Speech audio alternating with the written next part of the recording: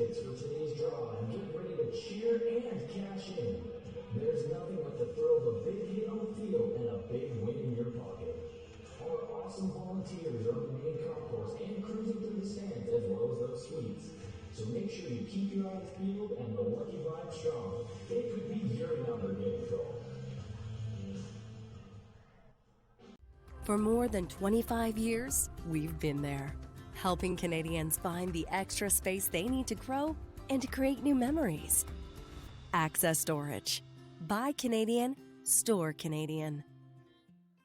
Dodge Field and Showplace. Join us for another Western Canadian Baseball League clash as the four McMurray Giants take the field for another action-packed showdown.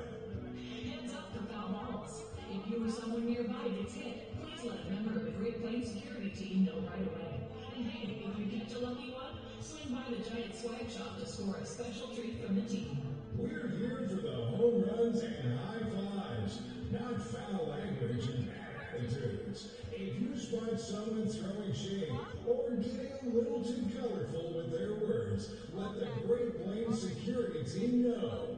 Let's keep Legacy Dodge Field a fun place for everyone. Smoking, vaping, or sparking up anything cannabis related is a no-go inside Legacy Dodge Field and Shell Place. Keep it to the designated zones outside of the venue. Be part of the Giants. Head over to the Giants swag shop on the main concourse for your hats, jerseys, banners, and more. Think today might be your lucky day? Make it even better with a 50-50 ticket. Every ticket sold adds to the pot, and one lucky fan is going home with a serious cash prize. It's easy to play, fun to win, and hey, someone's got to take it home. Find 50-50 sellers throughout the stadium or stop by the booth on the concourse to get in on the action. Now here's who's in town to play us today. Here's your starting lineup for the visiting Lethbridge Bulls. Playing third base, hitting first, number 8, Stephen Anderchuk. At first base, hitting second at 23, Carter Clarehunt. In the third spot, their designated hitter, number 26, Jack Koliski. Hitting cleanup and playing shortstop is your Brewski's beer batter this afternoon, number 15, Will Turner. If Will Turner doesn't make it to first base, draft beer goes on sale 2 for $10 until the first pitch of the next Giants at bat. Your Brewski's beer batter, 15, Will Turner. Playing second base, hitting fifth, number 5, Brendan McTavish. And in right field, there's number 19, hitting sixth, Adonis Burnoff. In the seventh spot, you'll find their catcher, 17, Drew Buffer. And in the 8th spot, number 24, left fielder, David Blanchard. In the 9th spot, they have their center fielder, number 7, Jalen Ryan. Their starting pitcher for the Lethbridge Bulls, number 2, Max Benton.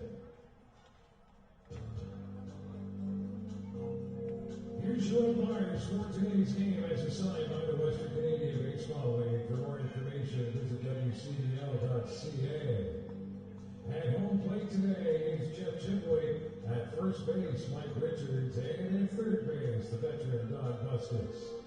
It's at the time that we have our coaches meet us at the home plate for our home plate meeting.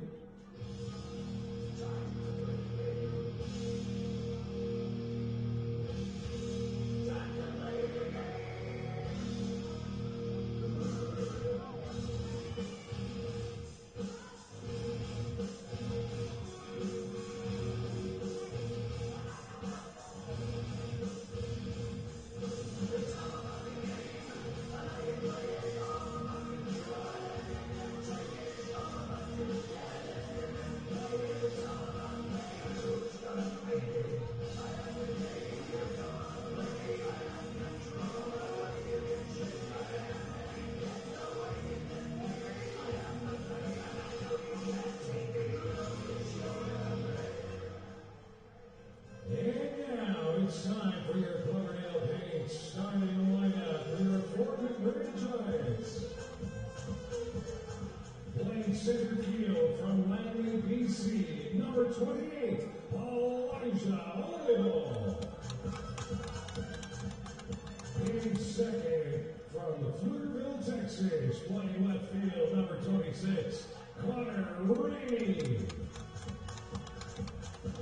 Giant shortstop in the third spot from Adelaide, Australia, number 9, Darcy Berry. Hitting cleanup and playing first base from Monument, Colorado, number 34, Matt Rose.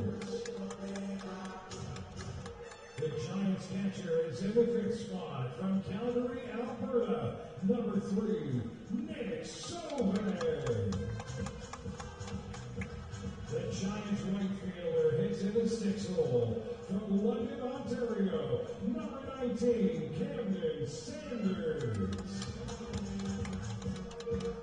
Hitting seventh and playing third base from Bolton, Ontario, number 46, Lucas Marcello.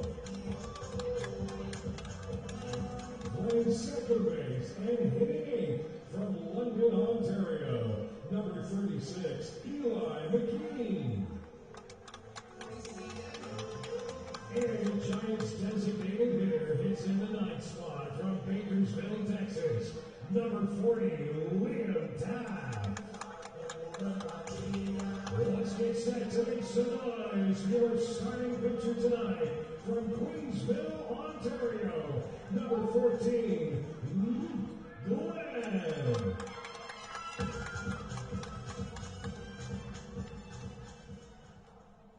The Fort McMurray Giants acknowledge that this game is being played on Treaty 8 territory, the ancestral home of the Korean Dene, and the unceded territory of the Métis.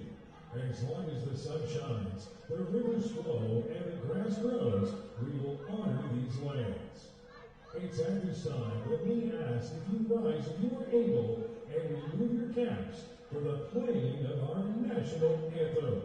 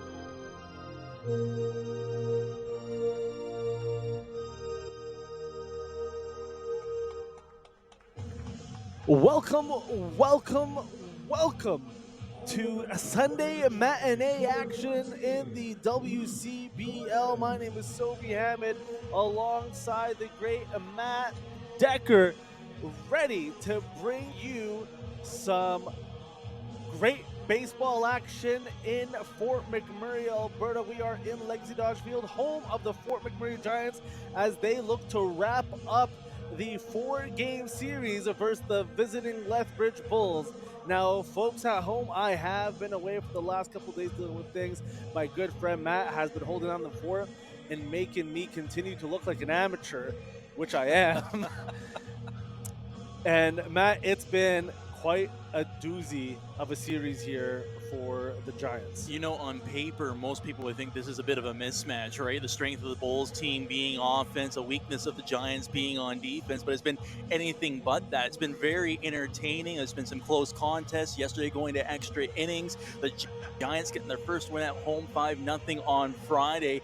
This, which maybe could be a future playoff matchup down the road, has been absolutely blockbuster for the fans here in Fort McMurray. And it's exciting ball indeed, especially after the Giants had a shaky start to their homestand here versus the Energy City Cactus Rats, where one of the games they lost 13-0. And as a home fan, it's it's a hard pill to swallow. You know, you want to still be out here dedicated and support these athletes, and that's what we're hoping we could get here on a special Sunday edition, a Father's Day edition. So shout out to all the fathers out there that started the love of the game for their kids, and just even those that support their children's endeavors. And we are starting things off. First pitch swinging for the Bulls, and a quick out on the board for the Giants. And Adrachek just not hesitating whatsoever as he faces off Luke Glenn. Luke Glenn from Ontario, playing Division I ball with Niagara University, just wrapped up his freshman year there. He talked about dads instilling the love of the game in their child. Well, Luke Glenn, his dad played a lot of high school ball as well. That's probably where it started for him. Looking to keep it going because the pitching has been great the last couple of games for Fort McMurray. And back-to-back balls there thrown for Claire Hoot. Claire Hoot, 4 home runs on the season, 16 for 50 with a .320 batting average. He's had his struggles in this series. Went 0 for Friday, 0 for 5 yesterday. And right on gets cue. That hit. First one in the last 2. Up the gap for a base hit for Claire Hoot. I think he went 0-4 on Thursday as well. Potentially got a hit at the very end. That might be his very first hit of this series. Yeah. I know he's been on base a couple of times due to walks, but you're right. He's had his struggles in this series against Fort McMurray for whatever reason. Another guy who's had his struggles early on in the season is Jack Kaliski. He went 1 for 5 yesterday, struck out twice, but he's one of those batters. Very dangerous. At any point, he can start breaking out and achieving his high potential, his high expectations. That one inside for Glenn for ball number 2. The Giants are going to need a hot start from their pitchers, right? We don't want to be sitting behind the 8 ball like we've seen in previous games in the past. And I think that's what made this series so exciting is they've stayed pretty close, but that one driven up the left field line, bouncing into foul territory, and a double for Kaliski brings Claire Hoot all the way to third. And as we mentioned, the Giants not wanting to put themselves behind the 8 ball. They're going to want to look for a ground out double play here to get out of a sticky situation where 2 runners are already in scoring positions so early on in this game. Double play is very tough, though, especially when you have runners in second and third. There is no force out between them. They could just stay right there if they wanted. You need this out, and preferably via strikeout from Luke Glenn, trying to get him to settle into this contest. That one pops up shallow left field. The tag at third, and a great job by McKean to freeze Claire Hoot on third. I see you double checking there with McKean, and I mean, most Giant fans might recognize 100%. Eli McKean as a pitcher, but the University of Fraser Valley commit is also listed as being able to play in the infield, whether it's second base, first, so a little bit of versatility from him in his first appearance defensively for the Giants. And you might have heard through the wild noise, beers on sale here at Legacy Dodge Field as another first pitch swinging into foul territory. And that does it as Marcello able to track that down. The Giants get out of a sticky spot early on, giving up 2 hits. However, no runs. And we are still knotted up at zeros. We'll be back right after this. I've got my buddy here, and I got a Father's Day present for him. But first of all, tell me what's your name and what made you decide to come to the Giants game today? Name's James, and with baseball, support the Giants. Let's go! That's what I like to hear, buddy. All right, I'm feeling pretty generous as a Father's Day present. I got an order of fries for you. If any dads out there, I know you sets you on the third baseline as well as the first baseline. Go pick some up. And do me a favor, I know it's Father's Day and it might be your day, but it's Giants Day as well. So let's get loud for them. Let's go Giants!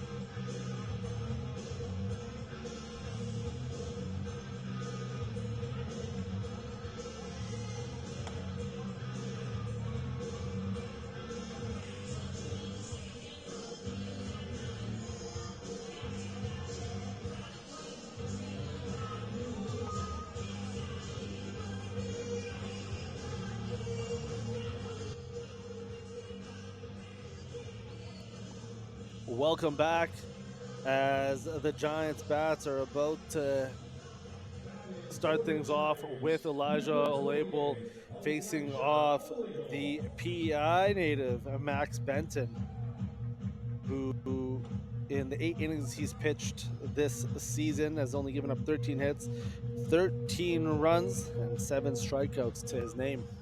Benton, a senior at William Woods University in Missouri, 28 games played at the collegiate level. He's got 128 strikeouts to his name at WWU. As you mentioned, 8 innings pitched. It's interesting to note, though, 2 games played. That's it so far this season. And his last outing against Sylvan Lake, he went 6 innings where he gave up 5 hits and 5 runs as well in a 19-11 win. And the first pitch to find that strike zone today.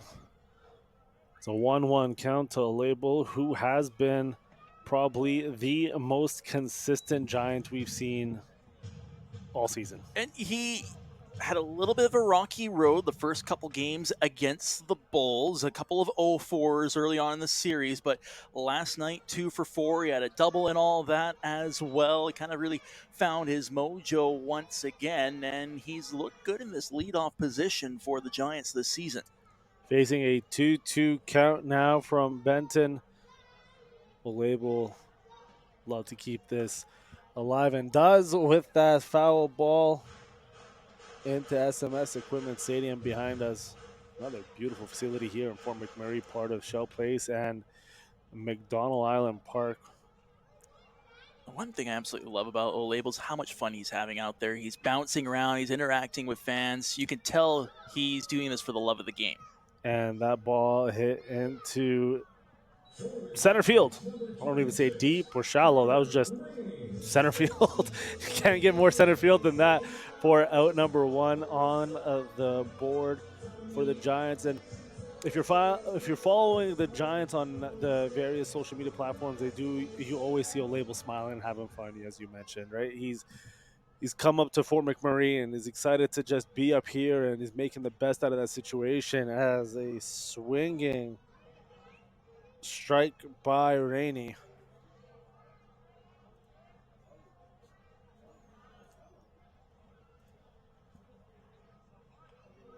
And a bunt attempt. Rainey's done that a couple of times this series where he puts down a bunt. His legs are a big factor for Fort McMurray. Keep in mind, on Friday, team loads the bases thanks to his bunt with no outs as he outbeat the throw to first. Beat out the throw, I should be saying. And that won a ball. And it's something that I'm still learning as I continuously grow to love this game and learn the different strategic aspects of it. But to lay a bunt up that right field line, it was going to be a tough situation as that pitch out of the strike zone and out of the opportunity for Buffer to get a hold of that. But it's stuff that I'm learning in regards to how shallow does that bunt have to be to home plate, especially if you're trying to make that run to first with nobody else on, or do you try to stretch it down the line as much as possible and making it a bunt into no man's land where the pitcher and catcher hesitate to go run for it. And it's just the various strategies of this game as Rainey stays live with this at bat. And that one plays a line drive right to McTavish for another out. And Darcy Berry, one of the handful of returning players, fingerful maybe even. I was going to say there's not many left, especially now that Solomon Harwood has left the team. But Darcy Berry crushes that. It is gone for a solo home run. Darcy Berry, first pitch swinging. My goodness, didn't even give me time to process what's going on. Goes yard, clearing not just the Legacy Dodge Field fence, but also the fence to the river. And Darcy Berry opens the scoring with that home run. That was a tower from Darcy Berry, no hesitation. Another ball hits. And that one doesn't go as far. And just like that, inning number one ends with some excitement as Darcy Berry puts the Giants on the board with a solo home run. We will be right back with some more exciting WCBL action.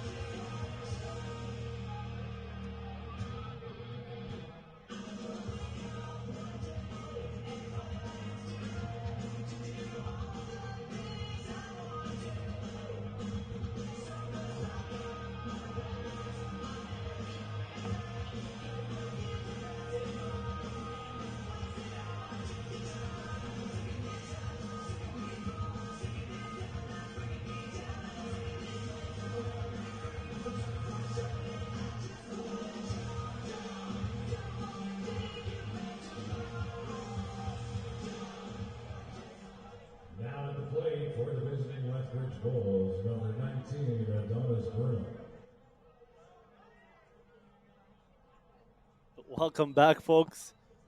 Slight delay as we were admiring that Darcy Berry home run on the replay here. And starting the second inning off, we have Adonis Bernal. And the Giants, Glenn, trying to find that strike zone right now. Got some defensive help, though, in that first inning there. Yes, there was a couple of hits, including the double to put runners in scoring position, but Glenn's held in. Nice tall pop-up that remained basically within the infield, so nobody was able to advance to home, and that's what you want. And you know what? We're starting to see that more and more from the Giants, especially during this homestand where they're starting to stand up defensively. And getting another pop-up shallow left field.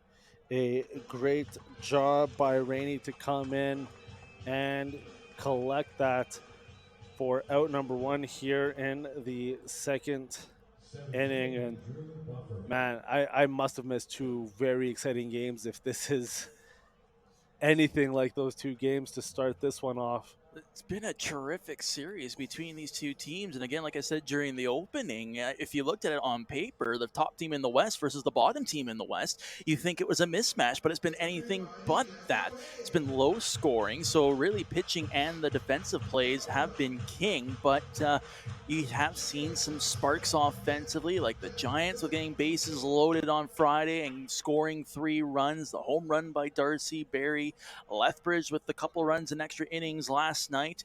This has been a very entertaining series between two teams that have everything to play for.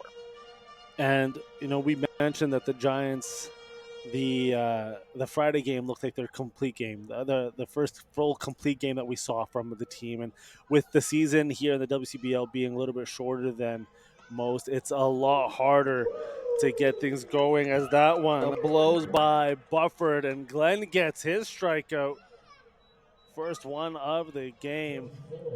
And that one, Bufford wants it back as it was fairly high and just made the commitment to swing and strikes out there for out number 2 as Blanchard at the plate now. Was a pinch hitter on Friday in the 9th inning, and he went 0-4 and his at bat. Last full game out was June 11th, and he went 0-4, was struck out 3 times in that game. So he's another one of these hitters that the Bulls would love to get going, especially before they take on the top teams like the Okotoks Dogs, like the Sylvan Lakes, and trying to form that gap between them for first place. And it looks like Luke Glenn starting to find his stride here. Blanchard swing miss, 1-1 count, 2 outs, and that one into foul territory. There's a dad trying to barehand that.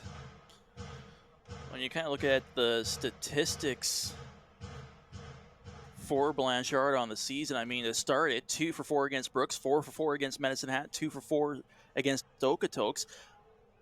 But in the 5 games since, he's gone 0-4 in all of his at-bats. And there is another great defensive play by the Giants, as that one popped up in foul territory, almost hitting the netting, but Rhodes able to track that down for out number 3. The Giants give up no hits and no runs, still lead by 1 heading into the bottom of the second. We'll be right back. All right, Giants fans, it's time for Junk and Trunk, the game where the only goal is to get all that junk out of your trunk, and there's no shaking side to side. Go up and down, twerk it however you need. So we're going to see it. We're going to count them off. 3, 2, 1. Let's shake it. Come on, let's see it. That's it. Come on. We got 1 out on this side, 2 out on this side. Shake harder. Come on. There you go. Oh, we got 1 more on this side. 1 more. It's going to come down to the last ball. Come on. Come on. Shake it harder. Come on.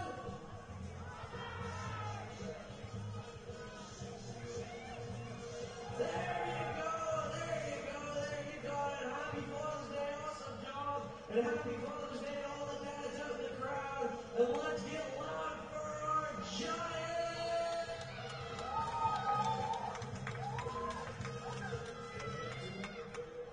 Number 3, Nick Sauvé.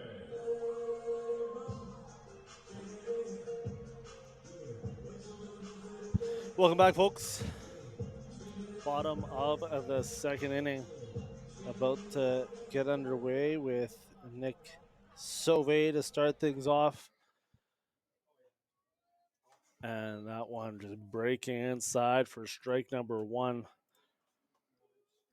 Sauvé didn't play last night, but he did play on Friday. Went 1 for 3 and walked a couple different times. He accounted for 2 of the runs in the Giants' 5-0 victory. It's one of those guys you'd love to see him find a little more contact, but as long as he just finds a way to get on base, that's huge. And I said this on Friday, I'll say it again here. maybe one of the best defensive players on this Giants roster. I've seen him make at least 3 or 4 massive tags at home plate as a catcher. And that's where he's kept the Giants in games with those plays at home plate, indeed. And now he faces a 2-1 count from Benton. And that one popped up and tracked down by Turner. Hesitated a little bit. And I never want to call things too early. There's several times where I'm like, and that should be an easy catch. And then the player fumbles it, and all of a sudden we celebrate. It's funny because I've seen that a couple times in this series between these two teams. High pop up. It's almost like it gets shifted around by the wind a little bit. Saw Clarehout overrun one. We've seen a couple of the infielders struggle with some of the foul balls here at Legacy Dodge Field. So it's never a given until it's secure in that glove. Indeed. And that one, wow, pitch for a 2-0 count here. Sanders pinch hit last night, and he popped out to the shortstop in that appearance in the 10th inning. And that one drilled out of the park, but in foul territory. And I was just about to mention Sanders has a home run to his name this season already. A 117 batting average. He might not look like a threat, but he's got power. And if he gets a hold of one, good luck. That's a couple of small chinks in the armor that we've seen from Max Benton. A home run from Darcy Berry, that long foul from Sanders. It's almost like the Giants hitters are starting to see something, and they're starting to try to hone in on. And that one pitcher just passed the third baseman, Andrzejczyk. Unable to corral that. The Giants get the second hit of the game for them and get on base for the first time this game. It's hard to believe that, right? Like, up 1-0 when you haven't had a runner on base yet. But again, early on, that was big by Sanders. And I mean, the last time he played full time was on Friday. 3 walks in that game. First pitch swinging and the fly ball out into right field for out number 2. Folks, in the third inning, make sure you join us on Instagram at SoBeHamid Live, where me and Matthew love to interact with our fans and love to get your take on these teams, any stories that you have to share. And that is all at SoBeHamid Live for the entirety of the third inning. And we have a special edition today with it being Father's Day. Well, we reached an interesting part of the batting order for the Giants. We're going to have back-to-back pitchers coming up here. McKean, who's playing second today. Taft, who's the designated hitter. Let's see, what are these two pitchers? What can they bring to the plate? Maybe some inside information against Max Benton? They might just see something that your typical hitter doesn't, playing the position, knowing how to look at this. 3 straight balls for Benton to McKean here. I thought for a minute that might have skimmed the jersey of McKean. It was close. It was inside. McKean being patient. And that patience pays off as McKean gets walked. And is it a strategic walk where they want to see Taft to get the third out of the game, potentially?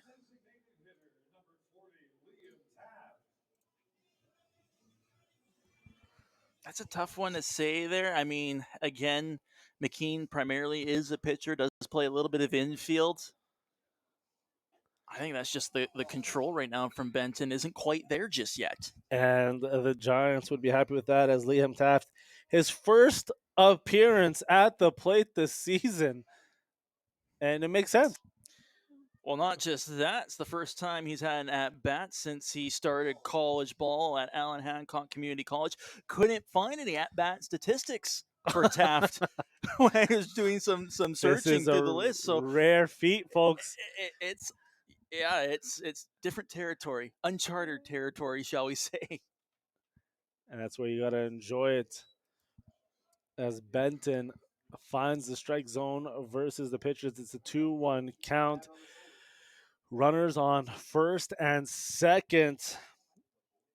Label on deck to start the order again.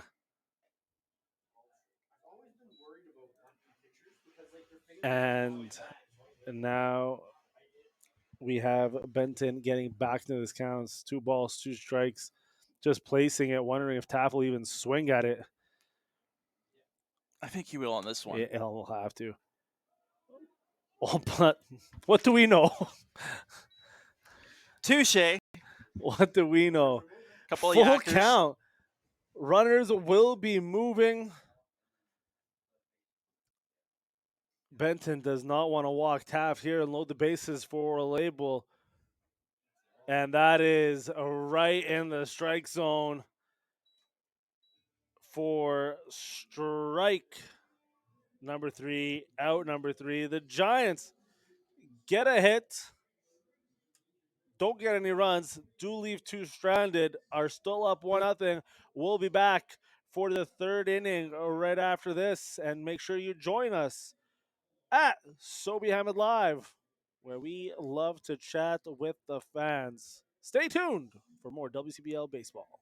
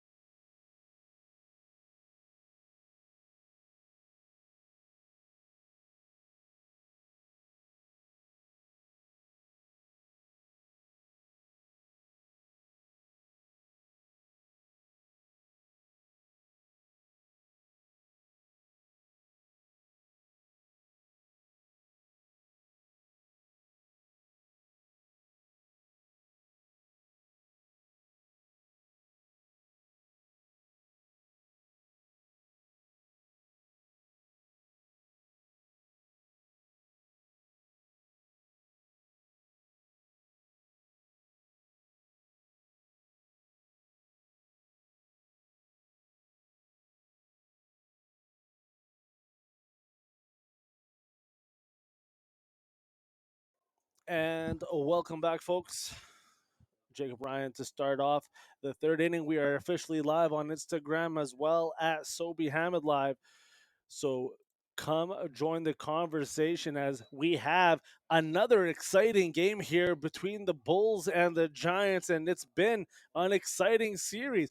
As Matthew has mentioned early on, this on paper might have looked like a mismatch, but we've had runs, defense, amazing catches, and today we even have ourselves a Darcy Berry home run to give the Giants a 1-0 lead.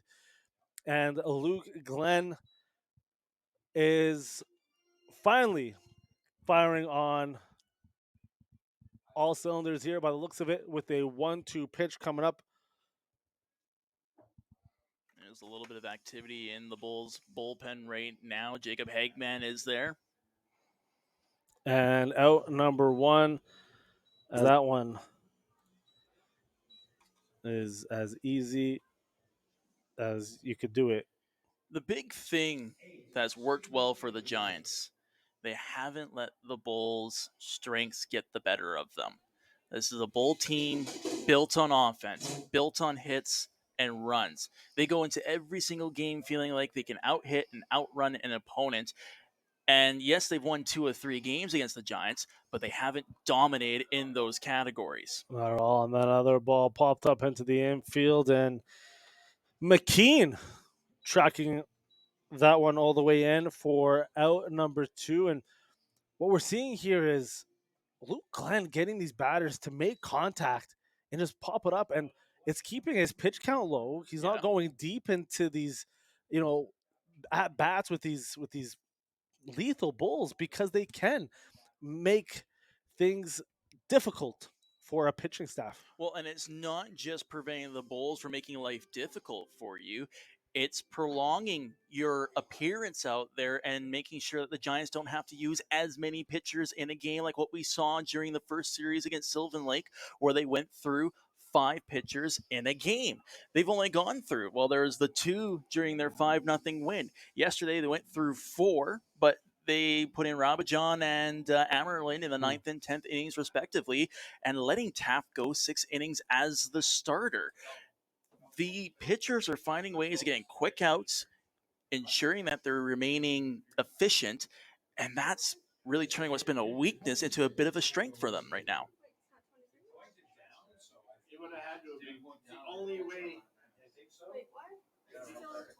So it was an intentional walk to Clairhout here as an FYI. Was it intentional or was it catcher's interference? I missed it there, but either way, Clairhout's it. on first base right now.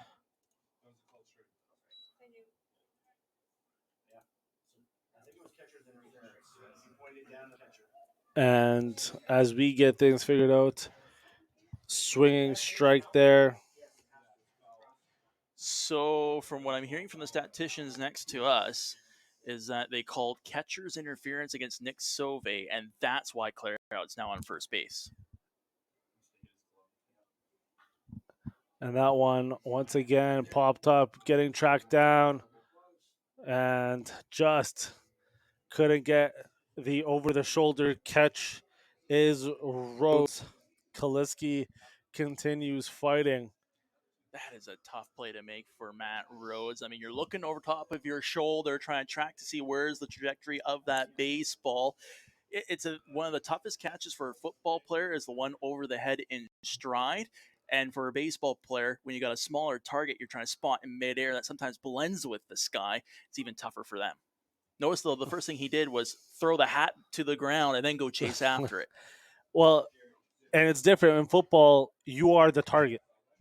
You know that ball is going to come to your vicinity anyway. This one, you're trying to find it to begin with, which challenges it that much more. As Luke Glenn still ahead on this count here, 0-2, wants to get Kaliski out with Kahoot at first. But Kaliski keeps on fighting. That one into the concession area. Probably one of the few times I've seen the kids actually run away from a foul ball, waiting for it to hit the ground first before going after it. Smart.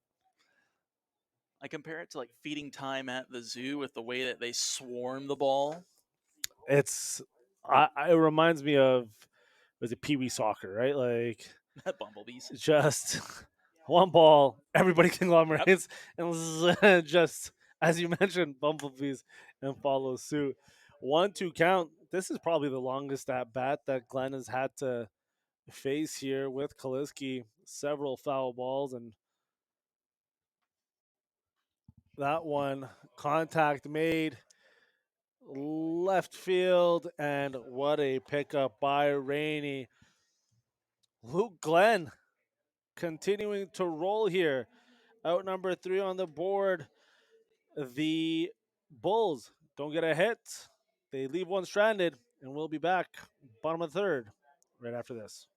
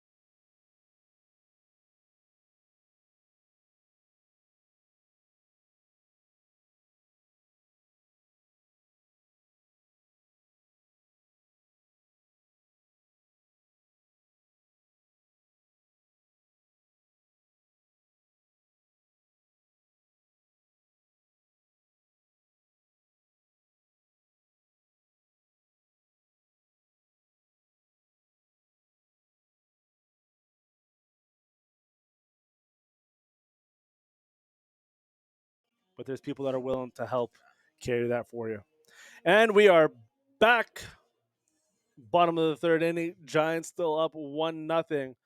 And starting things off here is a label and just a line drive back bouncing in to Benson's glove. Well, actually, it's a pitching change right now Is it a for pitching the change? Lethbridge Bulls, and Jacob Hegman has stepped into the game for the Bulls. A Colquitlam, BC product who's currently a sophomore at Coastal Bend College. This will be his 5th game of the year. Last pitched on June 11th. Only had 1 inning of work where he gave up 1 hit, but he had 2 strikeouts. That ball hit hard into the gap between left and center, but what a grab by Ryan. My goodness. And just picture perfect. That's a big run for the center fielder, and that was picture perfect. The right fielder came in front. It was scissoring action where if one person misses it, the other person's able to get it. But if this wasn't a 405-foot baseball field to center field, I'm going to be honest with you, though, Sophie. My heart stopped for a second there. I've seen too many times where 2 outfielders are chasing after a ball like that. There's no communication, and all of a sudden you get a huge car collision in the outfield. I'm glad those 2 did not collide because it looked close, and even Burnell taking an extra second to kind of catch his breath there probably didn't realize how close to Ryan he was. But like you mentioned, a great job by Ryan in corralling that ball and holding on. Oh boy, that was a close call. Darcy Berry, the single run in this game, grounds out to the shortstop, and a quick 3-up, 3-down inning for Hegman. Looks to get the Bulls back on track, down by 1. We'll be back for the top of the 4th right after this.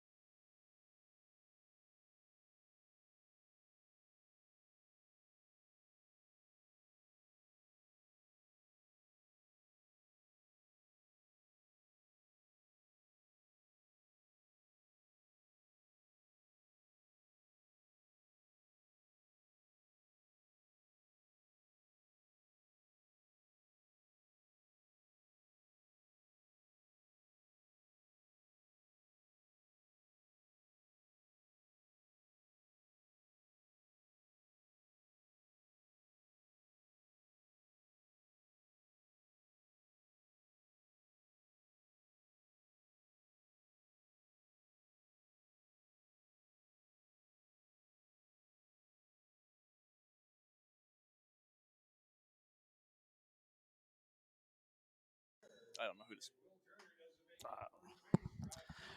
Welcome back, fans, and starting things here in the 4th inning is Will Turner, the Brewski's beer batter. And if you're wondering what the Brewski's beer batter is, it is a little incentive that we have here. The press box selects a batter from the opposing team, and if that batter doesn't make it to first base, beer goes on sale here at Legacy Dodge Field. I tried picking it today, but they told me I had to pick on somebody of my own size, so my suggestion was thrown out of the ballpark. 0-2 count. You weren't voted off the island. They said I wasn't voted off the island. I get to maintain my place here, but my opinion apparently is falling on deaf ears.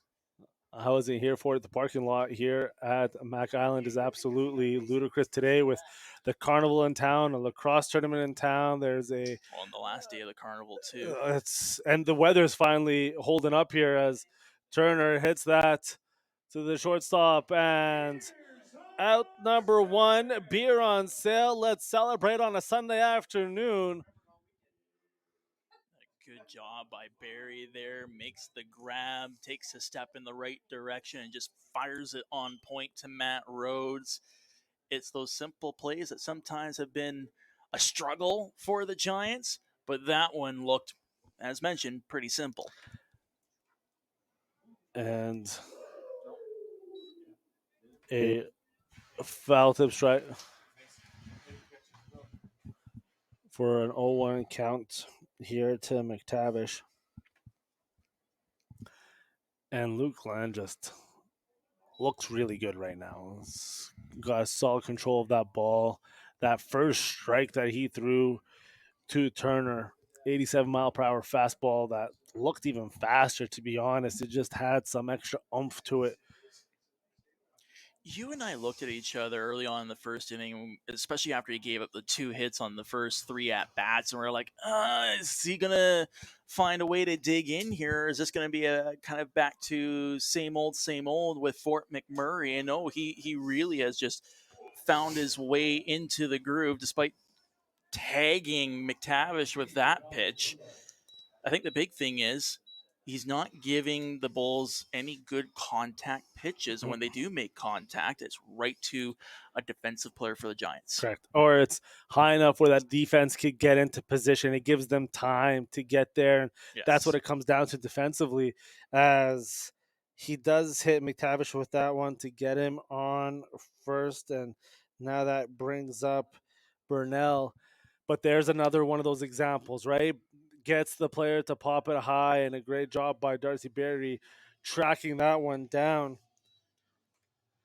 to get out number 2. And here's the thing. Yes, the Fort McMurray Giants are 4-10 on the season. Yes, they're last place in the West Division, but they're right in striking distance still of Brooks and Energy City. Yes, they still have more games to play than the Giants, but if they can find a way to get a few wins off of these top teams, to get themselves rolling at this part of the season, they can start to gain a little bit of momentum and even find a way to pass those other 2 teams and get themselves back into the playoffs. And we were talking about it prior to the broadcast. It's what makes things a little bit more difficult is the condensed WCBL season. Yes. Right? 56 games is not a lot of runway to work with. And you can't have a team starting to click on all cylinders a month into the season. It's got to be a little bit quicker.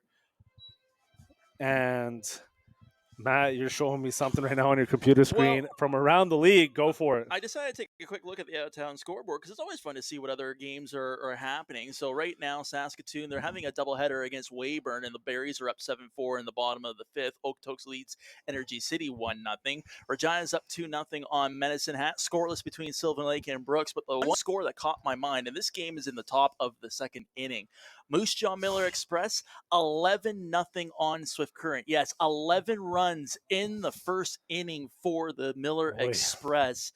Swift Current, they've had their struggles this year. They did find a way to beat Moose Jaw last night, but that is an ugly number on the board in the top of the 2nd. And I don't think there's a mercy rule in the WCBL, so do we see a 20-piece nugget meal coming out of Moose Jaw? And it's a 1-2 count with 2 outs here for Glenn and Bufford.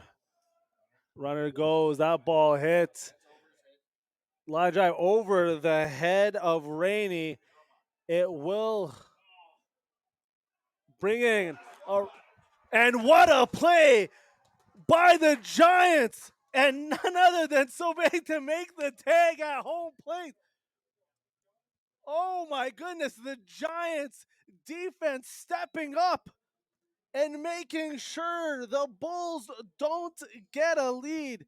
Correct me if I'm wrong, Darcy Berry throws that home off of the relay. First off, Barry fumbled it in his glove. He didn't get out of his glove cleanly, so he double clutched, which almost made it look like the Bulls were for sure going to score, but Sauvé, guarding the plate, makes the tag. We talked about how huge Sauvé has been defensively for this team, but how about Barry not to lose his mind and still get the throw off? Terrific defensive play by the Giants. The Giants keep that 1-run lead, only giving up 1 hit to the Bulls. Left 1 actually didn't leave one stranded. And we will be back for the bottom of the fourth right after this. My goodness, what a play by the Giants.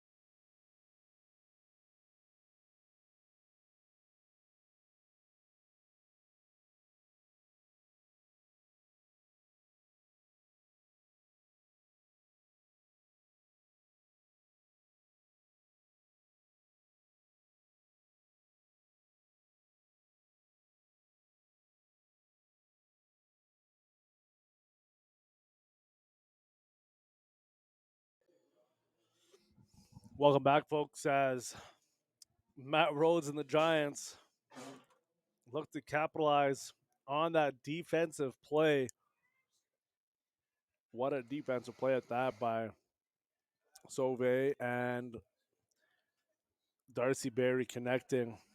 Could that be the momentum to build on offensively, even as Rhodes first pitch he sees that this at bat was a strike and the ball now for a 1-1 count. You look for moments in any game that dictate it, and a massive play to end the inning to prevent a run from scoring. That is going to be one of the big plays of this game, one of the big moments of this game. Now, how do the Giants back it up? They had that on Friday. They backed up with 3 runs. And that one, Rhodes grounds out to the first baseman. And they're making contact with the ball, right? It's good contacts. The sole run to score is that solo home run by Darcy Berry in the first inning. But they've made some solid offensive efforts as well, trying to break down the Bulls pitching staff here, as they did bring in Hagman and looking now to work with that as well, as we have number 3 Sauve at the plate and seeing if he has that adrenaline still going from that tag.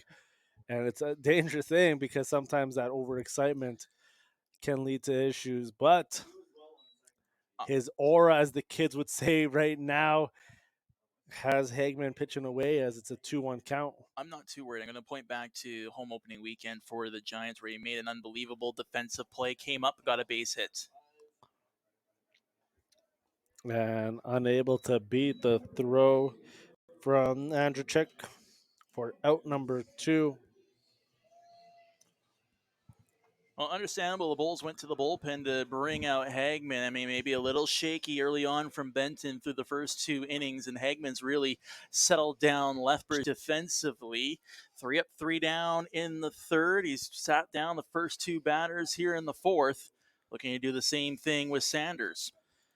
Sanders swinging that one high and fouling it back for an 0-1 count. And that breaking ball gets Sanders swinging. I talked a little bit about this last night. The Giants batters trying to find that perfect balance between aggressiveness and being patient. And it looks like, and maybe just because of the success they had early on in this game, right now they're leaning more towards an aggressive approach than a patient approach. Now Hagman's capitalizing on that a little bit with 2 groundouts here in the bottom of the fourth inning. It's a 2-2 count now to Sanders, though. And there's that aggression, a swinging miss, strike number 3, out number 3, another 3 up, 3 down inning for Hagman. The Giants, however, still lead 1-0 after 4. We'll be back right after this.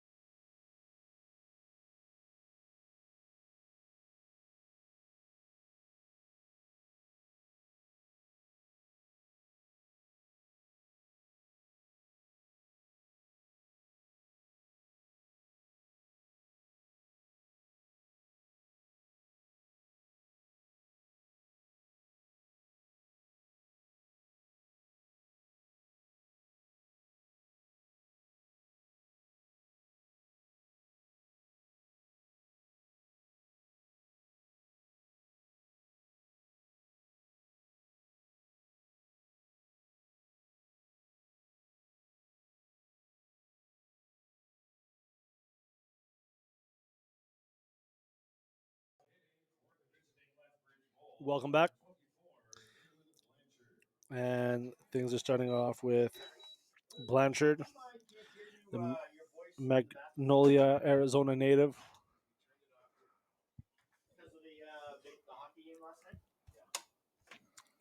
First pitch swinging into the dugout. Hopefully everyone's okay. As you mentioned, Blanchard from Magnolia, Arkansas. That's also the home of the university he's attending, Southern Arkansas University. Carter Clarehout also plays for the Mule Riders. It's a couple guys from Southern Arkansas on the Bulls. That one, hard hit ball with the English to send it into foul territory for strike number 2. Blanchard 0 for 1 this game so far. And that's the thing with South Arkansas University. It really dominates the economic and cultural landscape of Magnolia and that region. So their school really means everything to them in that city. And that one, a deep foul ball, but Rainey tracking it down as it just kept hanging in the air and hanging in the air for out number 1. And this is the stuff that has really impressed us with Luke Glenn, right? The Bulls are getting contact off of it. It's looking deep, but he's getting them to pop it up high enough to give his defense time to get underneath it. Well, and we mentioned that early on in the season, we haven't seen the batters go very long in outings. Well, this is the longest outing of the season for Glenn.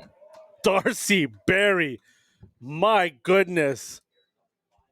He's just in the zone today, the flow state, as scientists would call it, and making that running grab, picks it up on the move, transfer, throw, and out number 2 at first base as Ryan had no chance. Flow state? Flow state? That's Flow what the state. word is? Flow state. Which constellation is that from? What constellation? What? You said that's what scientists call it. So, sports psychology. It's flow state. It's that. Oh, flow state. What? Never mind. I need to enunciate. Apparently, it's a 1-1 count here, top of the order, as Andrzejczyk at bat 0 for 2. It's Sunday. The brain's not completely tuned in right now. No idea what you think I said. We're good. Continue on. Swing and miss. Steven Andrzejczyk, 2 for 5 last night, including a triple. The man from Kalispell, Montana, a city that's near and dear to my heart, as well as a lot of my family's from that area down there. He has been a very good bat for the Bulls against Fort McMurray, despite the fact he is 0 for 2 so far in this game. Following that one to stay alive, and this at bat with 2 outs on the board. It's a 1-2 count coming in from Glenn. And another shallow pop-up. And Glenn adding a little flair to that. Sliding for out number 3, and love to see the smile on his face. 3 up, 3 down. The Giants bats coming back right after this.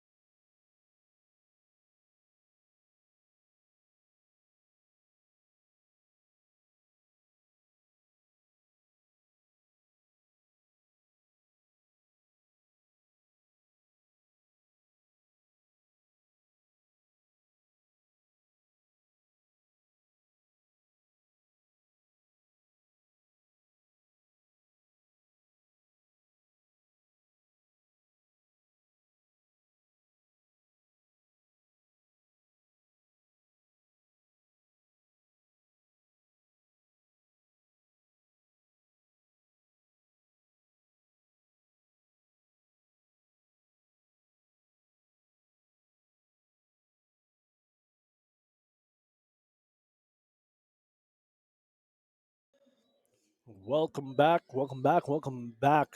Starting things off here in bottom of the fifth inning. This game is just flying by. And it's fun. Almost an hour, and it's just bang, bang. It's been a fun game, too. And that's where, I know the show now has the pitch count, or the pitching clock, I should say, not the pitch count, as we had Cello pop that up for out number one to speed up the game a little bit. I feel like with baseball, I wonder if there's a way to make it where it does go a little bit faster. To have that, I know faster games are typically more exciting games. I've sat in games that are 5 hours long, and it didn't go into extra innings. It just was 5 hours long. But c'est la vie. Shoot me a message on Instagram at SoBeHamid Live to give me your thoughts on that. But right now at the plate, we have a McKean, and I think you had something to say about him before me rambling. I did, and now McKean is out, so we can save it till he's up to bat again later on. Fair enough. My apologies. I did remember you had something to say, and I was trying to find a way to wrap up what I had to say without just abruptly stopping. That's the joys of a broadcast. Sometimes you just got to wait till you get to your little bit of inside information. And Taft struck out his last at bat, able to check that swing.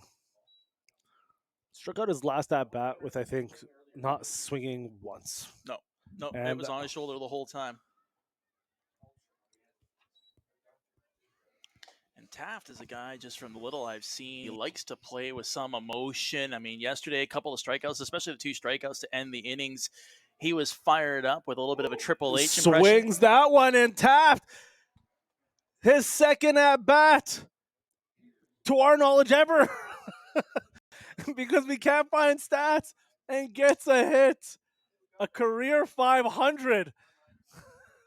Great job for Taft to get on base and keep this inning alive for the Giants as he puts that one past McTavish. I wish we had a replay. I wonder if that was a small celebration right before he stepped onto first base there as he's pointing towards second. Oh, my goodness.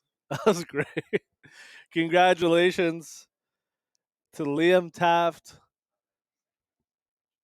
His first hit in the WCBL, I assume. We're going to make that assumption because we can't find stats. That's where we're at. No, I can guarantee in the WCBL. Hold on. I need 2 seconds. As apparently they're bringing all sorts of food to us up here in the press box. And a hard hit ball. Line drive into center field, into that gap. Taft rounding third, getting waved home. And that is Olable to third base for a RBI triple. The Giants take a 2-0 lead here in the bottom of the fifth inning. Look at the huge smile on Taft's face as he goes to the dugout as well. Maybe somebody get him a little bit of oxygen as he was huffing and puffing going around third base. Rounds it, throws the helmet to the turf for a little extra aerodynamics, perhaps. Wow. And the Giants, with 2 outs on the board, after going 2 straight innings, 3 up, 3 down, and it looked potential for another inning for Hagman to sit down 3 straight Giants batters. Taft gets on base with a good hit, and Olable with that triple. That one hit, fumbled, bare hand, and the toss in time as Olable couldn't make it home, and Rainey couldn't beat that. What an inning for the Giants! A triple RBI for Olable gives the Giants another run and a 2-0 lead going to the 6th. And you were asking, that is the first career WCBL base hit for Liam Taft. Congratulations to Taft. We'll be back.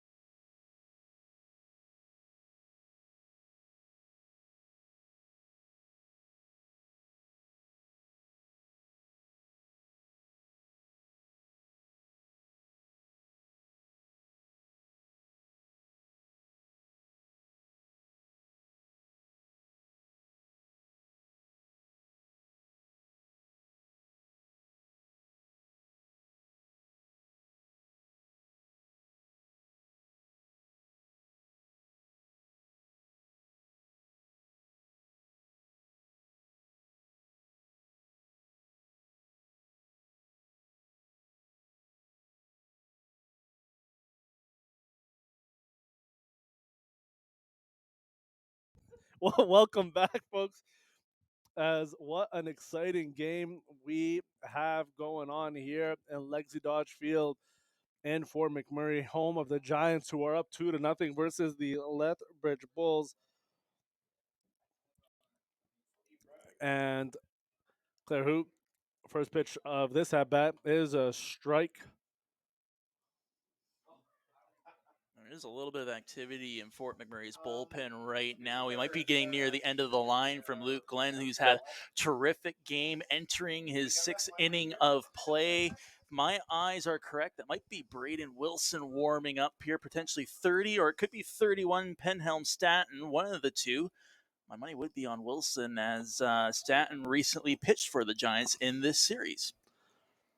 I want you to be clap pack instead. And activity in the Bulls bullpen as well. After Hagman giving up 2 hits. Claire, 1-2 count. That one into the turf. Really, for Hagman, it was a very solid appearance for him until the, not so much the hit from Taft, but the triple from a label. That's really the only blotch on his afternoon right now. And again, another game between these two teams where defenses reign supreme. And a foul ball. I put my hands up in celebration, thinking that was a swinging strike. As I was ducking in the meantime to not get hit by those hands right beside me. It's a 2-2 count for Claire Hoop. But they left all the balls here for batting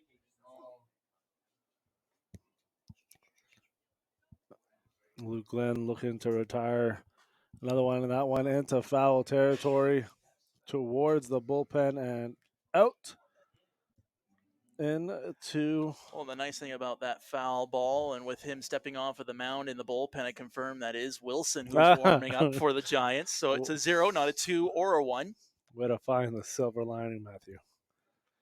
Our public address announcer, Jerry Neville, was giving me a tap on the back to let me know. And Darcy Berry once again making that routine 6-3 throw to first and out number 1 on the board. And this just continues the support for Luke Glenn, who's had an amazing game in his own right as well. But the defense of the Giants, that infield and outfield, has really stepped up to support him. And it's on the back of Luke Glenn getting the Bulls bats to pop things up and to hit it directly at the players, as Darcy Berry makes another one to get out number 2. I was going to make the comment to you. The guy who's been anchoring the infield, at least for the Giants, has been Darcy Berry. So that is 3 straight batters where Berry's made the infield play throw to first. There's a pop-up to him in the 4th. There's another, his throw to the home to Nick Sauvé as well in the 4th that led to the final out there. How about another 6-3 play in the 4th? Like, I'm looking through here, and I see at least 5 or 6 defensive outs created by Darcy Berry. And he's just and the home run on a different level today with that solo home run in the 1st. As great as Glenn has been, how could it not be Darcy Berry your player of the game right now? Look right and there again. Another one. Darcy Berry right on cue. Beers on sale as Turner gets put out.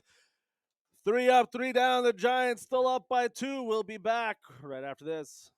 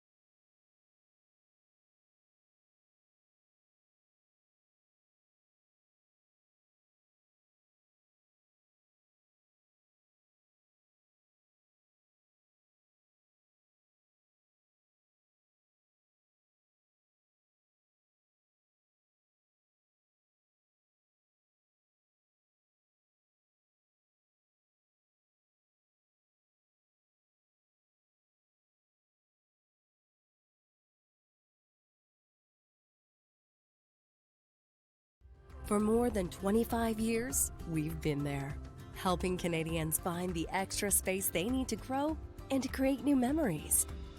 Access Storage. Buy Canadian, store Canadian.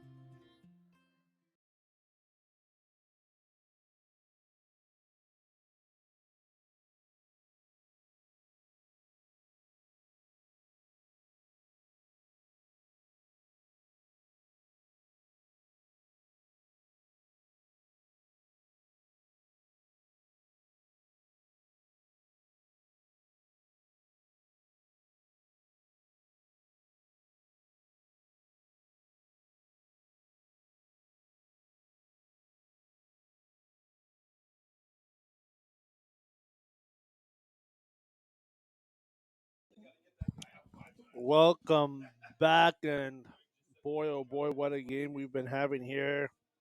Darcy Berry to start things off in the bottom of the sixth inning. And if you want a stat, 4 straight assists for outs by Darcy Berry in this game before this at bat. And we do have a pitching change from Fisher, Texas. Tyler Pauly coming into the game for the Bulls.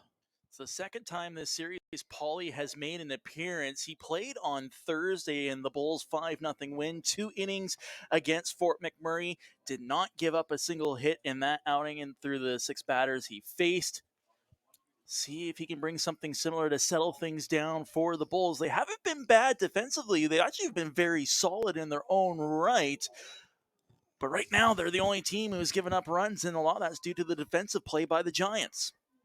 And timely hits by the Giants as Olable capitalizing on the very first WCBL hit for Taft to bring him home with that triple. And then, as we mentioned, Darcy Berry, who's currently at bat facing a 2-2 count, gets that solo home run in the first and makes contact there to the shortstop.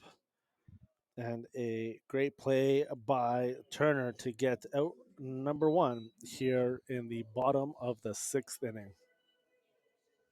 I'll get a second look at Matt Rose this evening. Remember, he missed 4 games this week, so maybe trying to get his legs back underneath him. Playing first base, he was a designated hitter the last couple of times out.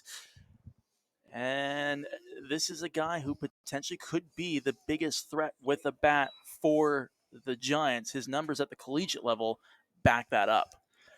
Rhodes, aggressive swing to start on that first pitch. And you mentioned right off the bat, the Giants are approaching this game with a more aggressive at-bat approach. And that's where I think they are at this 2-0 lead here. And with Rhodes wanting to capitalize on that, as you mentioned, being a weapon that is still untapped, trying to get into that flow of the season. You know, we're about 3 weeks into the season right now, and he is definitely dangerous. And we saw it with a couple of BPs. He could absolutely crush that ball if needed. The aggressiveness, though, is a double-edged sword for the Giants. It's worked so far tonight. It worked on Friday in their 5-0 win where they put up double-digit hits against the Bulls. But we've seen the other side of that coin where they only managed the 4 hits last night, where they struggled to get anything off of Levi Abbott on Thursday. So, yes, on one hand, it's a good weapon to have when it's working. And that's the biggest thing is, can you get it to work when you know that you need to flip the switch and be a little more patient and force the pitcher. And a foul ball there dropped by Bufford. Keeps this at bat alive. I thought he was going to be out for a second, to be completely honest so with did I. you. Bufford, I didn't think expected that either. It just changed directions that little bit. He's not able to hold on to it. If he is, then it probably is an out. Still 2-2 count here. That one high to give us a full count. And this is tough. It's, yes, 1 out on the board already, but for your second at bat for Pauly to come in and go this deep into it, It's a great job by Rhodes and comes away victorious versus Paulie getting walked. And a massive victory because we both thought he got struck out by that foul tip when the count was 2-2, laid off of a close pitch. The next one that made it a full count, and that one well outside of the zone. So a great at bat from Matt Rhodes to give the Giants a runner. Now we get a look to see what Nick Sauvé can do. Over to this game, 239 batting average on the season. And that 85-mile-per-hour fastball goes past him for strike number 1.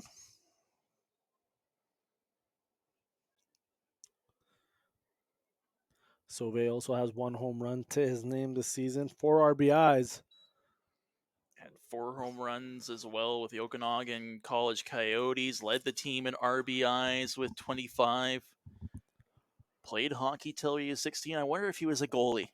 And fans might remember there was a former Flames goalie, Phil Sauvé, who also played a little bit with the Colorado Avalanche. Don't know if there's a slight connection there or not, or if it's just the same last name. But it's not a common last name, but anything is possible. Quebec it would be. A little more common in Quebec. Touche.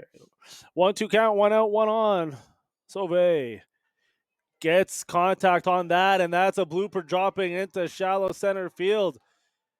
Getting a hit on the board and advancing Rhodes to second.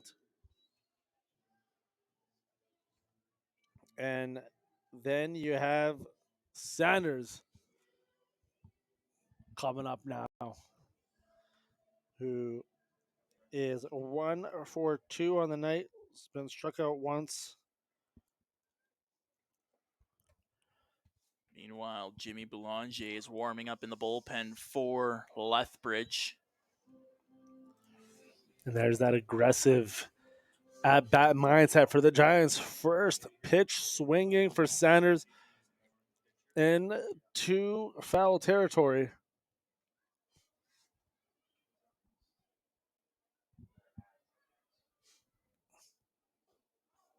That one inside. Just misses Sanders for ball 1. I'm not saying there was any embellishment there. Again, we're not the greatest of angles to tell there, but Sanders really threw his head back from my point of view. I didn't think it was quite that close to Sanders, but again, he's got a better vantage point than we do in behind of the first baseline. And all I know is he still stood better than I would have with a ball coming. How many times would you be hitting the floor on all fours? Every single time. With a fastball, I just, not necessarily a fastball, because I assume that it's going to be, roughly in that strike zone. A breaking ball that goes from that 3-9 breaking ball, right? That right to left, I would be terrified every single time. Every single time. 3-1 count for Sanders, 1 out, 2 on, and that one, contact is made, pops up, and the point to the sky for that infield pop-up rule was in foul territory as well, so I don't think it would have mattered. Here, I can see some of the pictures, though, for the Giants. You had it in batting practice with them. I could see a couple of them just for fun throwing out 2 fastballs close to you just to scare you. And then the very third pitch, a curveball in your direction. I would hate that. Marcello makes contact with that one, and it flows just a little too far into left field for out number 3. The Giants get a hit, leave 2 stranded, don't get any runs, and are still up 2-0. 7th inning coming up right after this.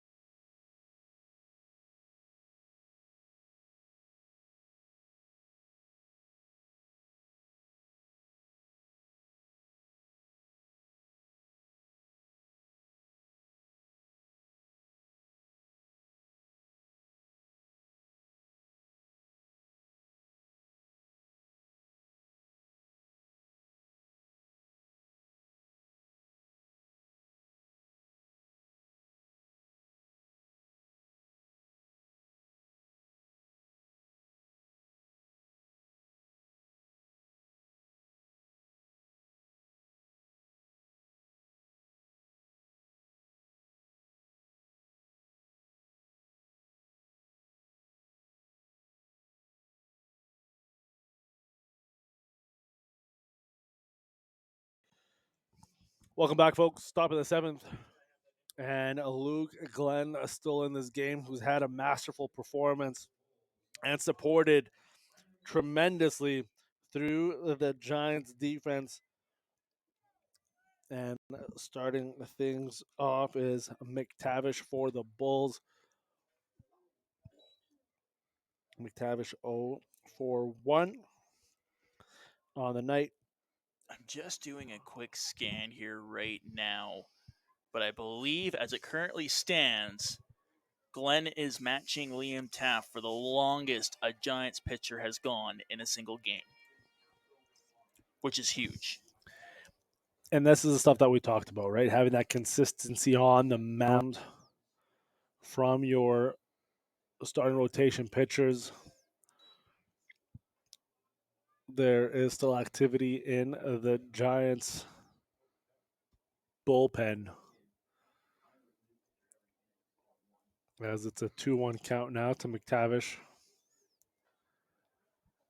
And that breaking ball, beautifully placed into the strike zone. Matthew Decker doing what he does best, and that's getting you the information that is valuable. I just talk, and it's a full count to McTavish. If Luke Glenn gets an out, he might take the lead for the season. Correction, he will have the longest outing for a pitcher by a Giants. That one, deep center, Olable gets on his horse and tracks that down for out number 1. And there's that defense that's stepping up for Luke Glenn to give him the longest outing for a Giant this season. That would have been extra bases, a double for sure. And depending on McTavish, it may even been stretched into a triple. And if that ball gets caught underneath the outfield wall or not, great job by Olable, now showing the defensive side of his game. And look at Luke Glenn go. It is the longest outing by a Giants pitcher this year. And still high 80s with that fastball in the strike zone. And hits Burnell with a pitch, unfortunately.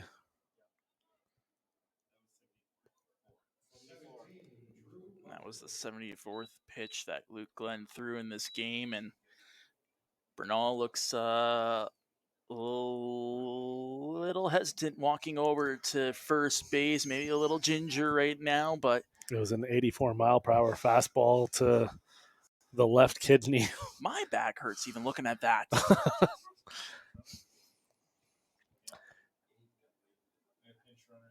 And we do have a pinch runner coming in. I believe it's number 1 or 4. Tell him to turn around. It looks like number 1, Bernie Sakaris, is in for the Bulls. He's played a couple of games already this series against. And another hit by pitch as Buford gets on first now. Well, manager Ray Brown just told the bullpen to start speeding things up, so Wilson is into his full windups right now. 10.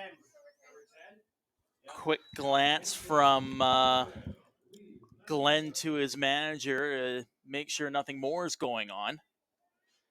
We got a pinch hitter right now for Lethbridge as well. That'll be Lee Matsuzaki, who's in the lineup.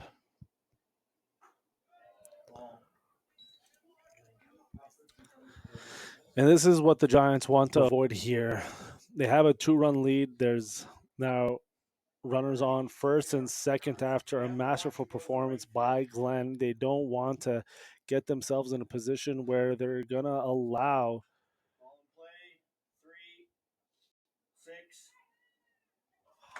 And there's an error on the throw back from second, trying to get that double play, which would have been great.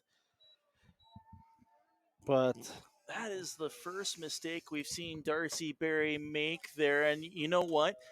I'm willing to bet if that was maybe the first baseman standing where he normally does, it's probably on the money. Keep in mind, Glenn was covering for first base and he kind of overran a touch, not a whole lot, but a little bit. And so he tried to reach in behind him to make the grab.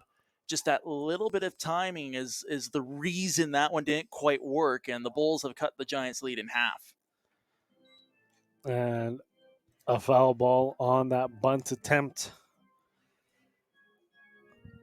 by number 7, Jalen Ryan.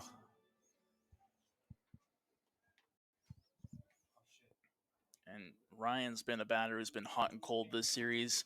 4 for 4 on Thursday, 0 for 4 the next night on Friday, went 3 for 4 last night,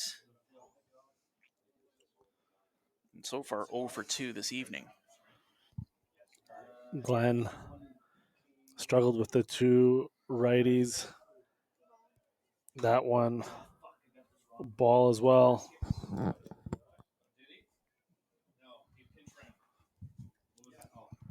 1-1 count. 2 outs, 1 on.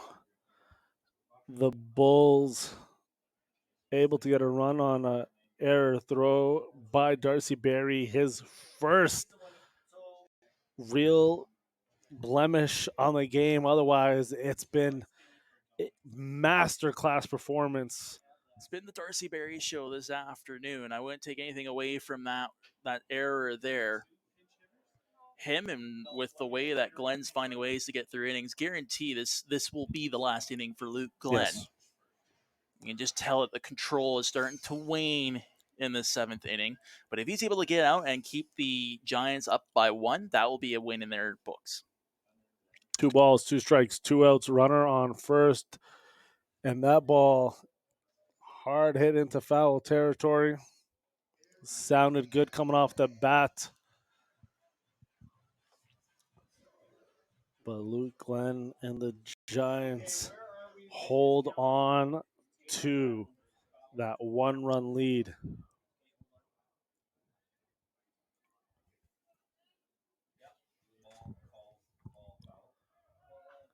That one hit hard.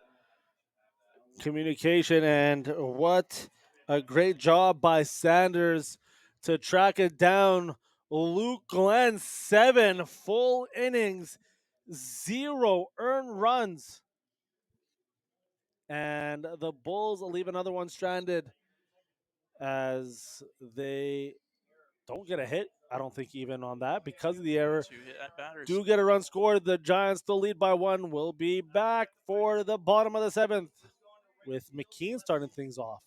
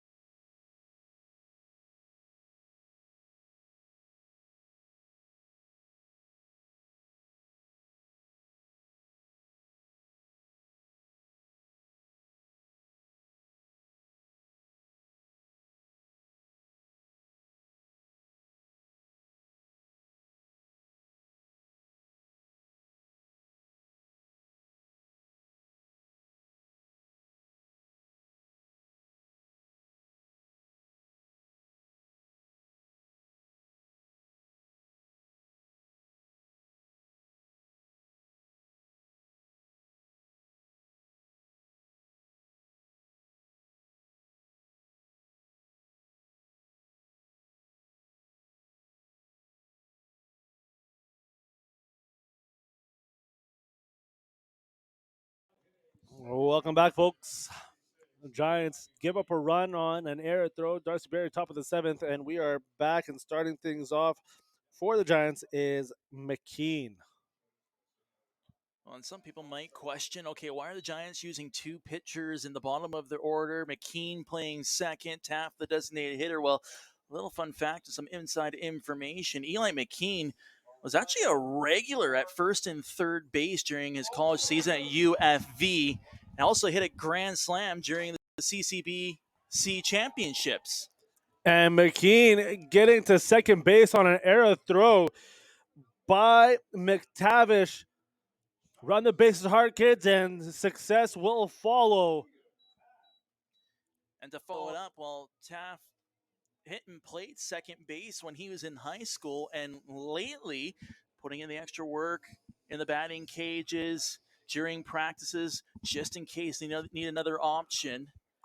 Still, we got to see the first WCBL hit from Taft, his last at bat. And we do have a pitching change also for the Bulls as Balaje comes in. Yeah, from Abbotsford, BC, a freshman at Eastern Arizona College. 13 innings pitched this past season with Eastern Arizona. 7 strikeouts, 11 walks. As we take a quick look at what he's done with the Bulls so far this season, this is his third game of the year. His last outing on June 8th, he went 2 innings, gave up 3 hits and 3 runs. Also had a walk in that game. Taft showing a bunt there, and that one coming in high.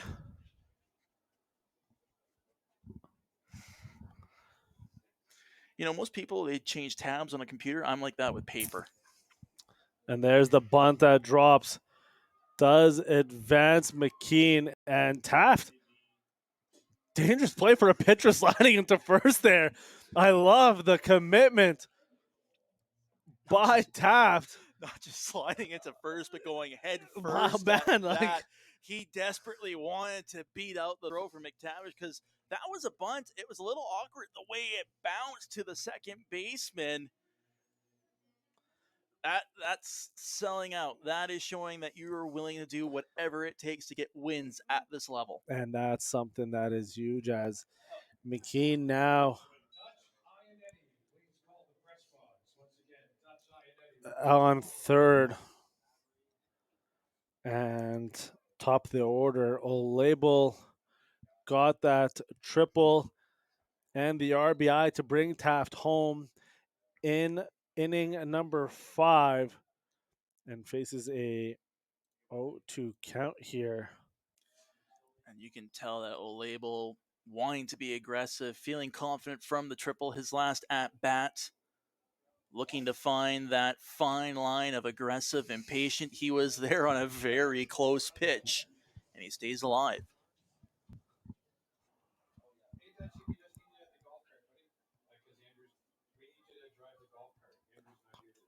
And another one outside. It's a 2-2 count. Now for a label with McKean wanting to come home, itching to come home. And a full count now. And a fly ball out into the outfield would bring McKean home and bring the lead back to 2 runs for the Giants. And that can do it. Dropping into fair territory in the left field. Olabel doesn't just get the pop out into the outfield, has it drop, and is a double extra base hit for Olabel. Brings McKean home his second RBI of the game. Olabel giving Darcy Berry and Glenn a fight for that player of the game honors. Olabel going Darcy Berry who, but wow, that one popped, and a good job as well by McKean, holding up at third just in case the left fielder was able to get over in time. And Sakaris, he wasn't able to. It's another runner in scoring position for the Giants, and yet another pitcher to the bullpen for the Bulls, as now number 32, Samuel Herrera, is warming up for Lethbridge. And Rainey 0 for 3 on the season. On the game. Sorry, on the game. You're getting excited. I know. I am 6 for 27 on the season. 1-1 count.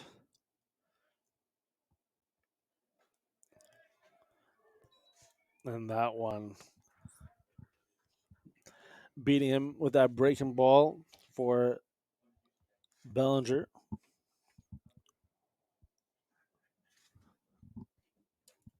Oh, that's how that works.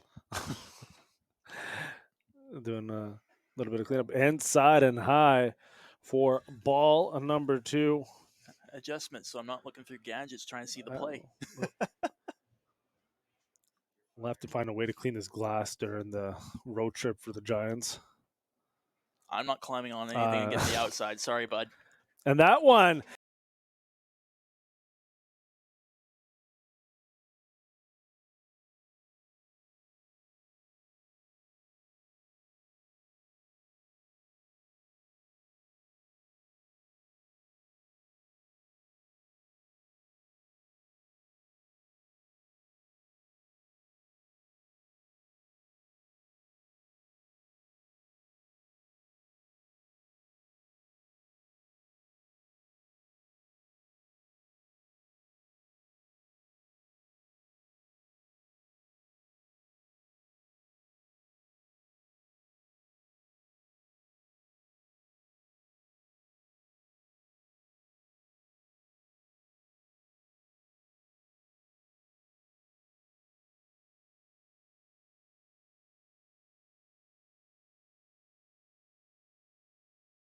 For more than 25 years, we've been there, helping Canadians find the extra space they need to grow and to create new memories. Access Storage. Buy Canadian, store Canadian.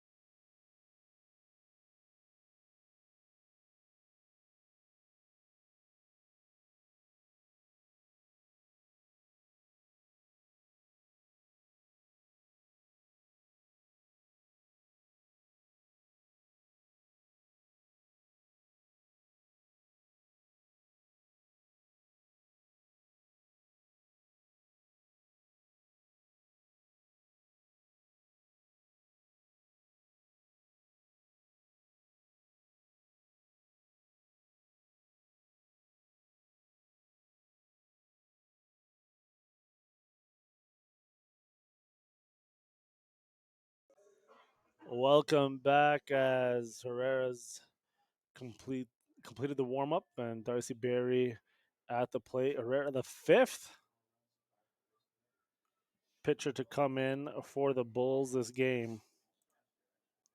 From Panama City, Panama, capital city of Panama. It's his 5th game of the season. Got 1 inning of work. His last outing on June 11th against Sylvan Lake. A 9-8 win for the Bulls in that game. But in that 1 inning pitched, 5 hits against, 4 runs. And Darcy Berry grounding out to the third baseman and couldn't beat the throw. The Giants, however, get another run to extend the lead to 2 once again. Couple of hits, leave one stranded, and now are up 3-1. We'll be right back.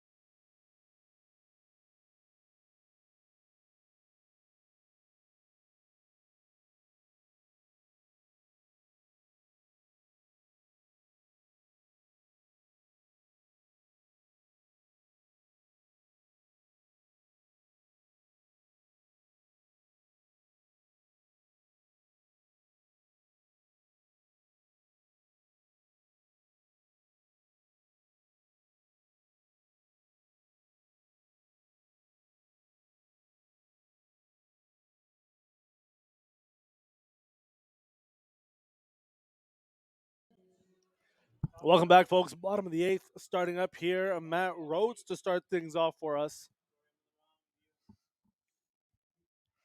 At least we're paying attention, unlike the folks I'm beside not gonna us in lie. the press box. I'm not gonna lie. I got scared for a second. I was like, did I miss an inning somewhere without even realizing it?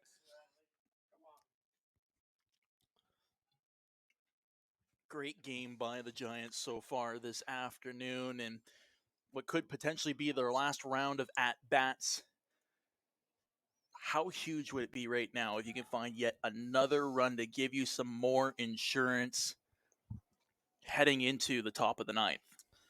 And you have a solid group of players coming up with Sauvé and Sanders both making contact their last at bats as Rhodes grounds out to first there for out number one here in the bottom of the eighth.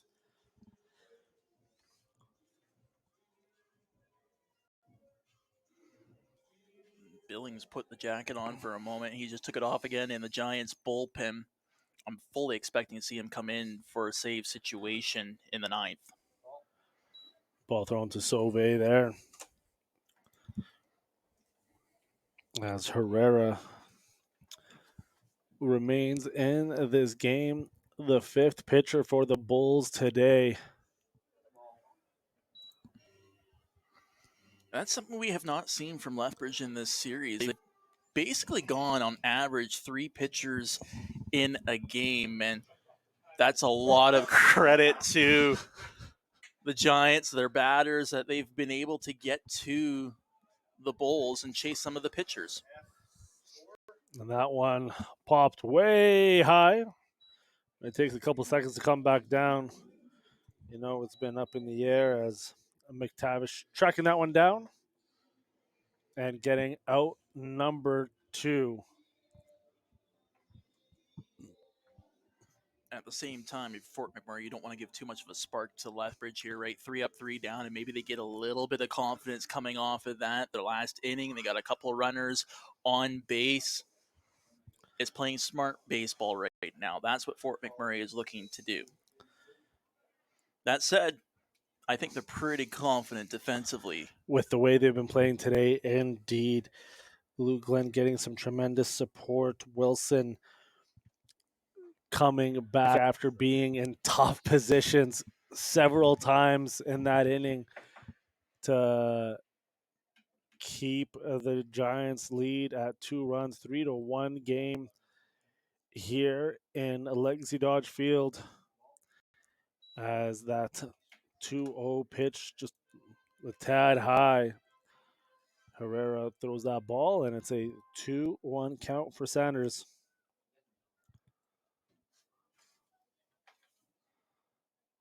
And a swing, a miss, a strike number 3, out number 3, and the Giants will be looking to close this game out in a half inning. We'll be back right away.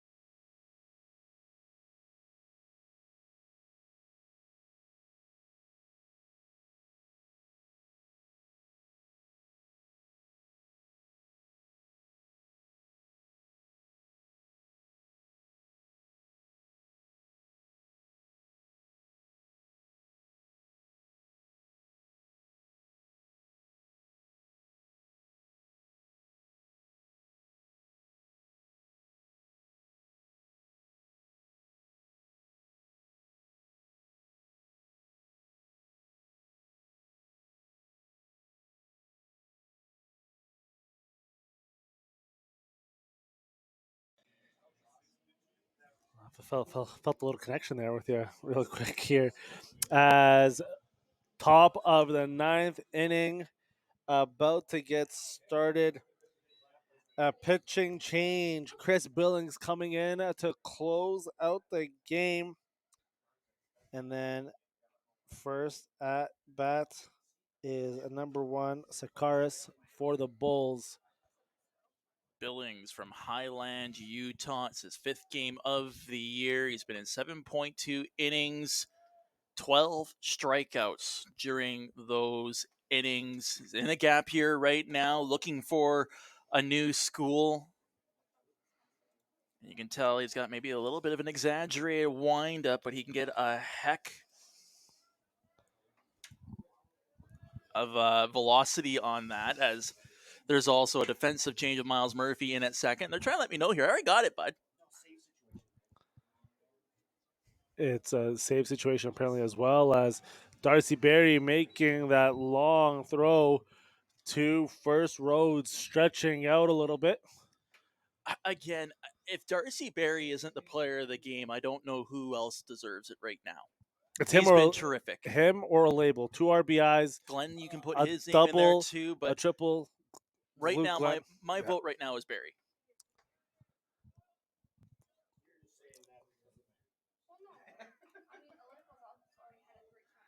And Billings with a strike.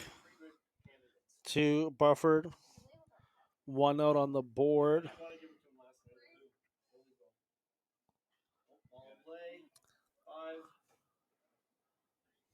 And a routine play as Marcello able to scoop it up. And what was great there is he didn't falter with his confidence. He took the time, stepped in, and made the throw. I assume I just read your mind. I must be broadcasting my thoughts there, because I really love the fact that Marcello, not only did he take the extra second, but it didn't throw off his timing at that as well, and he put the ball on the money. Save situation right now for Chris Billings. And that one fouled back. Matt Suzuki 0-1 on the game. 0 for 1 on the game. Is he 0 for 1? Because it was an error is how he reached the base, his one at bat. So I got his 1 at bat, 0 hits. So to me, it's 0 for 1. That one, contact and a big run from Rainey. Showed some tremendous speed there, but it was going foul, but you could tell by the look on his face, his eyes went wide. He's like, I could end the game right here. In a way, I'm happy he didn't try doing the Superman dive to end it there. And a little bit of Rafael Nadal grunt and scream by Billings, as it's a 1-2 count, 2 outs. Billings just trying to overpower the batters.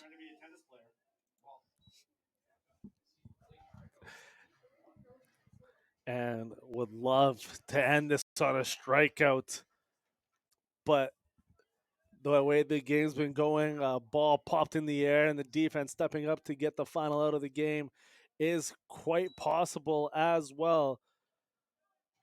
Sauvé and Billings, quick communications, a full count now.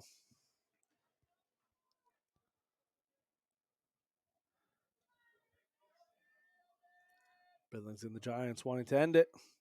And do just that. Strike number 3, out number 3, and that is the ball game. The Giants take a thriller here on Sunday afternoon, on Father's Day as well. Game, set, match from the Giants. A well-earned series split against the Lethbridge Bulls. Now, can they take the momentum, transfer it over to the road? 2 games against Okotoks, 2 games against Lethbridge at Spitz Stadium. And you know this Bulls team is going to be looking for revenge. And then 2 games against one of the teams you are immediately chasing in the Brooks Bombers. This is a massive game for the Giants and a massive road trip next week. And we've talked about it, another complete team effort. Everybody was going. We're sitting here arguing of potentially who could be the player of the game as the boys stepped up to split the series with the number one team in the West Division right now. That is the Lethbridge Bulls, a team that is dangerous. They could get hits in bunches, and the Giants are able to come up on a tremendous defensive effort off the mound as well with Luke Glenn. We mentioned that. And the in and outfield doing tremendous, tremendous work. Folks, this was an exciting series. It ends in a fantastic way for the Giants and their fans here on Father's Day. Once again, happy Father's Day to all the dads out there, to my kiddos, Sarah and Ali. I love you guys so much. And hopefully we get to spend some more time together here with the summer kicking off right away. Anything, Dad? No, happy Father's Day to you as you being a father. I'm not one right now, so maybe a few years from here. And I can't wait to see that. I think you'll be a fantastic dad, Matthew. I know your wedding's coming up in a couple of months as well, so that's exciting times for everybody here in Fort McMurray and Legacy Lodge Field. On behalf of everybody at the WCBL and the Giants Baseball Club organization, my name is Sobi Hammett for Matthew Decker. Happy Father's Day once again, and we say see ya.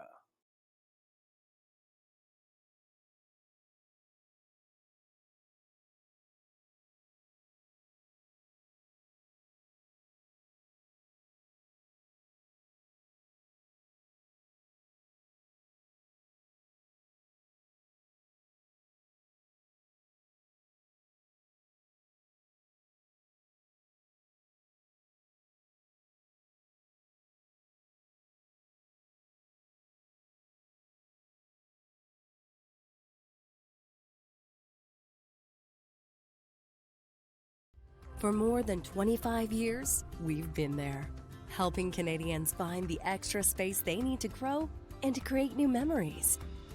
Access Storage. Buy Canadian, store Canadian.